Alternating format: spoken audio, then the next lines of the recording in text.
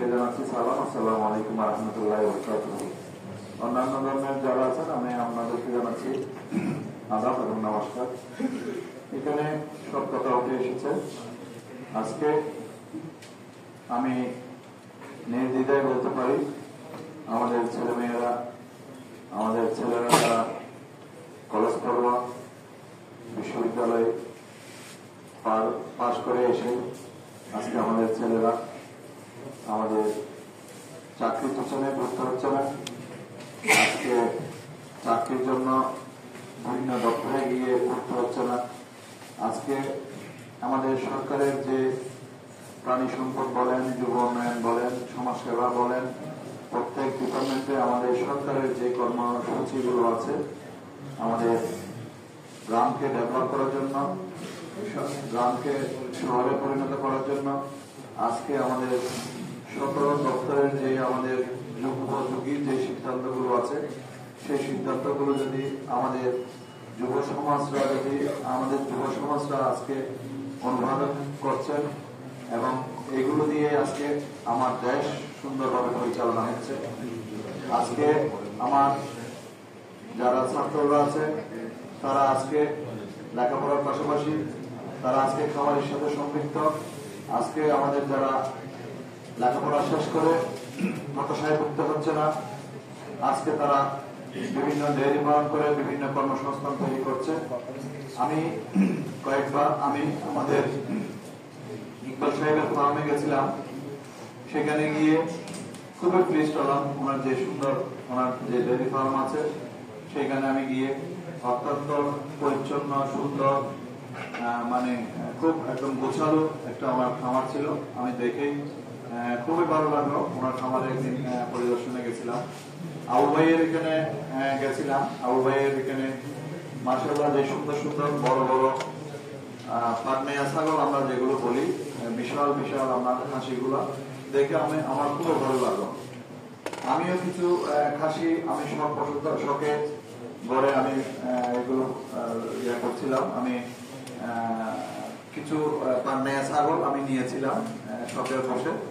তো দেখলাম খুব কষ্ট লাগে এগুলো যখন মারা যায়, হঠাৎ করে শুয়ে গেল, হঠাৎ করে মারা গেল, ডাক্তার আসার জন্য সময় ধরে না। তো এই জিনিসটা আমি কারণটা খুঁজে পাইনি।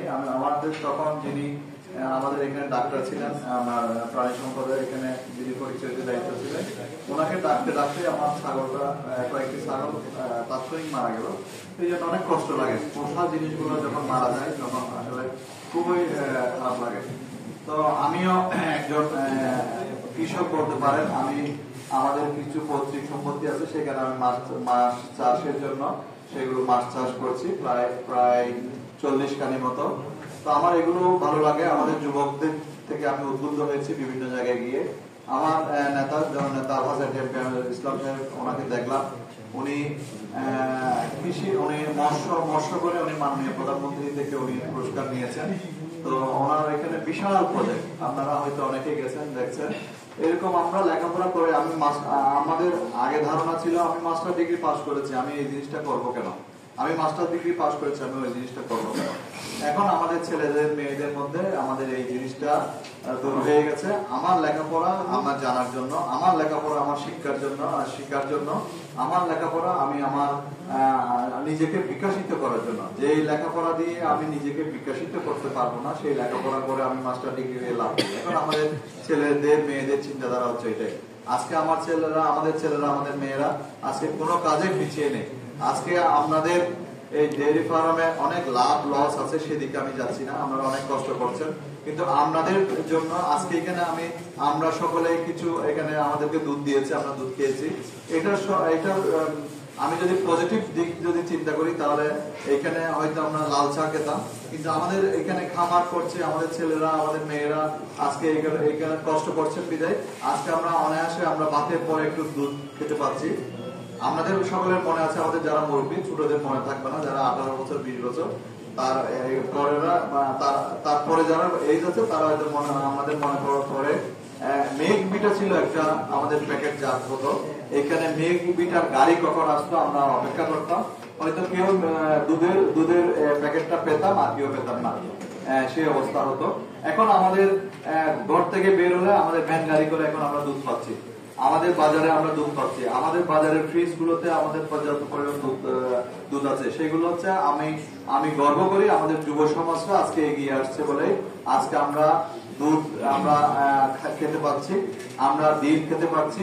আমাদের আজকে মুরগি মেহমান আসলে আগে ছিল আমাদের ঘরের থেকে যারা মুরগি পুষতো হয়তো 2-4টা মুরগি থাকতো, একটা মুরগি হয়তো ধরে জবে করে দিত। অনেক যারা সকালে মুরগি ছেড়ে দিয়েছে তারা মেহমানদেরকে আর মুরগি দিয়ে ভাত খাওয়াতে পারে নাই।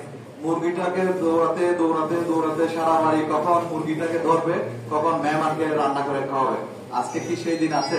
আজকে মেহমান আসবে, আপনি একটু বলে দিলেন আমাদের দোকানওয়ালা উনি একটা রিক্সায় করে আমার বাড়িতে পাঠিয়ে দিলেন, পরে আপনি বিলটা পেমেন্ট করে দিলেন। আজকে আমাদের কত সুযোগ সুবিধা, আমাদের আজকে যুগ পাল্টিয়েছে, আমাদের জেনারেশন পাল্টাচ্ছে, আমাদের মেন্টালিটি পাল্টাচ্ছে।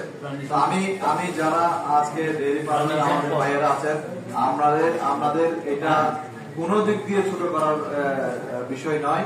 আপনারা যেভাবে দেশকে দিয়ে যাচ্ছেন, আমাদের জন্য আজকে আমাদের মাংস সংকট হচ্ছে না। আগে ইন্ডিয়া থেকে যদি গরু বন্ধ করে দিত তাহলে আমাদের জন্য অনেক সমস্যা হতো, গরুর দাম বেড়ে যেত, মেলবানের সমস্যা হতো, বিভিন্ন রকম সমস্যা হতো। আজকে সেটা আমাদের হচ্ছে না। আমরা আজকে স্বয়ংসম্পূর্ণ, সকল সেক্টরে আমরা আজকে স্বয়ংসম্পূর্ণ। আমরা মাছে দিয়ে বলেন, মাংস দিয়ে বলেন, ডিম দিয়ে বলেন, আমাদের দুধ দিয়ে বলেন, আমরা স্বয়ংসম্পূর্ণ।